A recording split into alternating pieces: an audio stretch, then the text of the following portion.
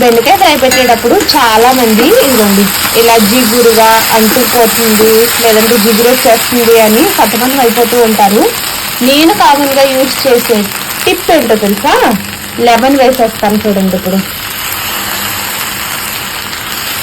కొంచెం లెమన్ వేసుకుంటే స్టిక్కీగా ఉండదు, ప్లస్ టేస్ట్ కూడా చాలా బాగుంటుంది, పుల్ల పుల్లగా కమ్మగా. ఈసారి ఇలా ట్రై చేయండి. లాస్ట్ ఎలా వచ్చిందో మళ్ళీ చూపిస్తా.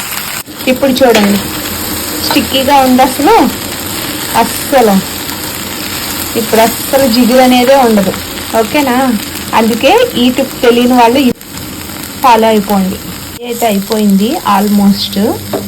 ఇంకా అడుగు అయితే పట్టేస్తుంది, ఇది స్టీల్ కాబట్టి. లాస్ట్లో కారం బూందీ వేస్తున్నాను. పిల్లలు ఇష్టంగా తింటారు, ప్లస్ మనకు కూడా అలా చక్కగా మధ్య మధ్యలో తగులుతూ ఉంటే టేస్ట్ బాగుంటుంది కాబట్టి. కింద అయితే అడుగు పెట్టేస్తుంది. దీనికి ఏం చేయాలో తెలుసా? నెక్స్ట్ టైము ఈ గిన్నెలో వండొద్దు అని అర్థం అనమాట. ఓకేనా? అలాగని చెప్పి నాన్ స్టిక్లో వండొద్దు. స్టీల్ గిన్నె వేరేది ఉంటుంది నాకు కర్రీది, అది ఖాళీ లేదనేసి ఇందులో వేసాను, కానీ ఇది అడుగు పడుతుంది. Oh my God, next time ఇంక ఇందులో వండుకోవద్దు. ఇదిగోనండి, నేను ఫస్ట్ నుంచి అయితే కనుక బెండకాయ ఫ్రైకి మూత అనేది పెట్టాను. ఫస్ట్లో కొబ్బరి వేసాను, ఇంకా అలానే బూందీ వేసాను. ఇప్పుడు మూత పెడతాను దీనికి.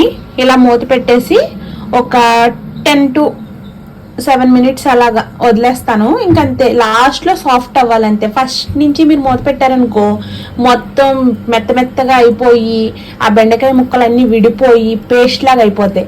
లాస్ట్లో దించేసి ఒక 5-10 నిమిషాలు ముందు పెట్టుకున్నారంటే కనుక లాస్ట్లో మంచిగా సాఫ్ట్ అయిపోయి ఇంకా ఎటు విడిపోవన్నమాట. అలా వదిలేసేయాలంతే. ఒక 10 minutes తర్వాత ఆఫ్ చేసేసుకోవాలి.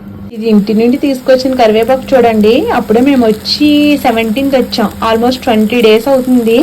అస్సలు పోలేదు. మర్చిపోయాను కరివేపాకు ముందు వేయడం, అందుకే లాస్ట్లో వేస్తున్నానే. అలా అని చెప్పి నేను ఇప్పుడు వేస్తానని మీరు లాస్ట్లో వేయకండి.